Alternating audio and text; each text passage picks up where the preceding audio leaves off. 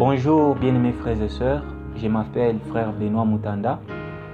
Bienvenue dans cette émission que nous intitulons « Ce qu'il vous faut connaître ». Dans ce qu'il vous faut connaître, aujourd'hui nous avons un petit thème que nous allons vous proposer. Et ce thème, nous allons le découvrir dans le livre de Luc 24. Nous allons lire du premier verset au 17e verset. Nous lisons la parole de Dieu. Le premier jour de la semaine, elles se rendirent au sépulcre de grand matin, portant les aromates qu'elles avaient préparés. Elles trouvèrent que la pierre avait été roulée de devant le sépulcre. Et étant entrées, elles ne trouvèrent pas le corps du Seigneur Jésus. Comme elles ne savaient pas que penser de cela, voici deux hommes leur apparurent en habits resplendissants. Saisies de frayeur, elles baissèrent les visages contre terre. Mais il leur dit: « Pourquoi cherchez-vous parmi les morts celui qui est vivant ?» Je répète, pourquoi cherchez-vous celui qui est vivant parmi les morts? Il n'est point ici, mais il est ressuscité. Souvenez-vous de quelle manière il vous a parlé lorsqu'il était en Galilée. Et qu'est-ce que Jésus a parlé lorsqu'il était en Galilée? Nous allons voir cela dans Jean chapitre 4, le 24e verset. Jésus, lorsqu'il était en Galilée, il leur a parlé de cette manière. Dieu est esprit et il faut que ceux qui l'adorent en esprit et en vérité. Bien-aimés frères et sœurs, ici nous voyons l'histoire de ces deux femmes après la mort de Jésus. La Bible déclare de grand matin, ils se sont dirigés vers la tombe. Ils sont allés, ils ont dit, nous allons aller adorer Jésus. Pourquoi? Parce que premièrement, Jésus n'était pas une personnalité moindre. C'est quelqu'un qui a marqué son temps. C'est quelqu'un qui a fait des prodiges, qui a fait des miracles. Et cela ne pouvait pas passer comme ça. Et ces femmes n'ont pas eu tort de vouloir aller honorer, même lorsqu'il était dans la tombe, cet homme de Jésus. Et nous voyons ici que les femmes ont voulu seulement le faire comme elles le faisaient d'habitude. Elles ont voulu s'approcher de Dieu comme elles s'approchaient d'habitude. Si nous voyons ceux qui ont construit la tour de Babel, ces gens-là, ils se disaient, nous allons construire une tour. Nous allons monter pour aller voir Dieu. Et si vous voyez, l'idée qu'ils avaient n'était pas une mauvaise idée. Ils ont dit, nous allons construire pour aller voir Dieu. Aller voir Dieu, Dieu n'est pas contre qu'on puisse le voir. Dieu n'est pas contre que les gens s'approchent d'eux. Car il est écrit même dans Jacques chapitre 4 que approchez-vous de l'Éternel et il s'approchera de vous. Ça veut dire même Dieu lui-même, il nous demande de l'invoquer. Mais ces gens ici, les mobiles qui étaient au-dedans d'eux n'étaient pas un bon mobile. Parce qu'ils se disaient seulement que nous allons monter et nous allons nous faire un nom. Or, quand nous cherchons Dieu, ce n'est pas pour se faire un nom, mais nous cherchons Dieu pour entrer en communion avec lui. Nous cherchons Dieu parce que c'est notre Créateur. Et nous devons le chercher de la manière dont il nous demande de le chercher et non de la manière dont nous voulons le chercher.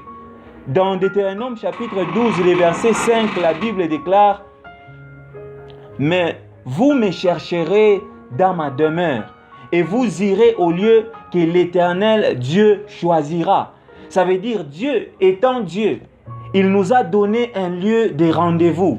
Ce n'est pas que nous pouvons nous lever n'importe où, nous nous réveillons et nous disons que je vais adorer ici. Même dans Deutéronome chapitre 12 toujours, si vous voyez le 13e verset, la Bible dit « Gardez-vous d'offrir l'holocauste dans tous les lieux que vous verrez. » Gardez-vous d'offrir l'holocauste dans tous les lieux que vous verrez. Pourquoi? Parce que nous devons adorer Dieu de la manière dont lui, il veut que nous l'adorons, pas selon nous-mêmes. Pour que vous et moi, nous puissions comprendre ces choses que Dieu a parlé d'avance, que Dieu a parlé depuis longtemps dans Deutéronome. Jésus-Christ nous a parlé dans Jean chapitre 4, le verset 24. Il dit, Dieu est esprit.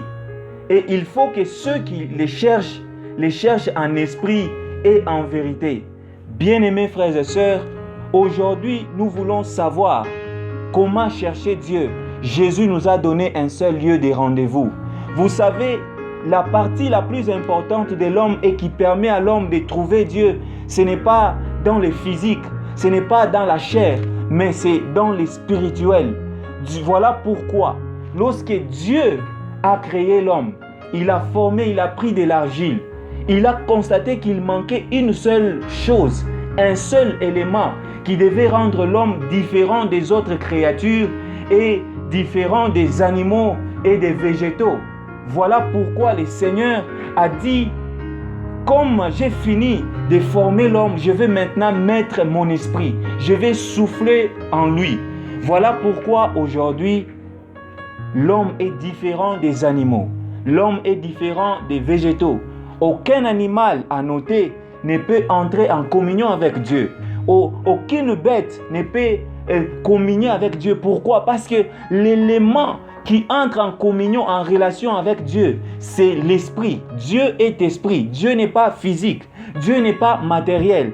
Mais nous voyons aujourd'hui les gens qui cherchent Dieu, un Dieu vivant, parmi les morts. Ils cherchent Dieu dans les tombeaux. Ils cherchent Dieu parmi les morts. Chercher Dieu dans les tombeaux, c'est chercher Dieu selon les plaisirs de ce monde, tout en priant.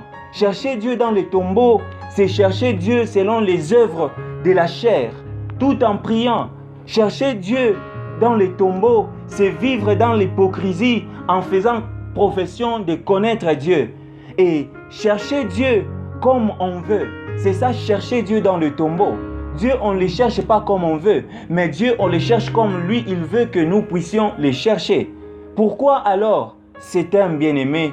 Pour que vous et moi sachions que nous ne sommes pas à l'image de Dieu et à la ressemblance de Dieu du fait que nous avons deux pieds. Nous ne sommes pas à la ressemblance de Dieu du fait que nous avons deux bras. Nous ne sommes pas à la ressemblance de Dieu du fait que nous avons des yeux. Et nous ne sommes pas à la ressemblance de Dieu du fait que nous avons deux oreilles ou encore une bouche et tant d'autres membres que nous connaissons de ce corps.